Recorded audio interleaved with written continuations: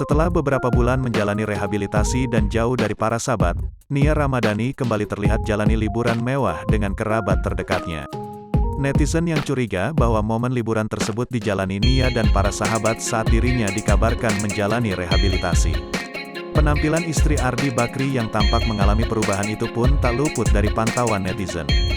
Waktu bersama keluarga dan membantu sang suami menjalani bisnis. Namun baru ini setelah kurang lebih selama 1 bulan lebih banyak bersama keluarga, dilansir melalui unggahan di akun Instagram pribadinya @ramadhaniabakri, Kamis, tanggal 30 Juni tahun 2022. Nia terlihat kembali pergi liburan bersama para sahabat.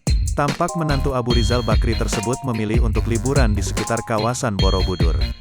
Dengan mengenakan gaun putih, Nia memilih menginap di Hotel Pelataran Borobudur yang notabene adalah salah satu cabang bisnis milik keluarga Reino Barak suami penyanyi Syahrini.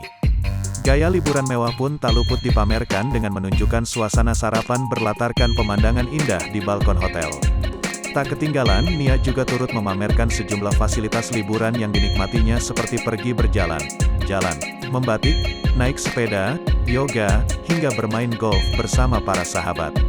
Namun menariknya, dalam beberapa unggahan tersebut penampilan Nia Ramadhani tampak berbeda hingga menuai sorotan dari netizen.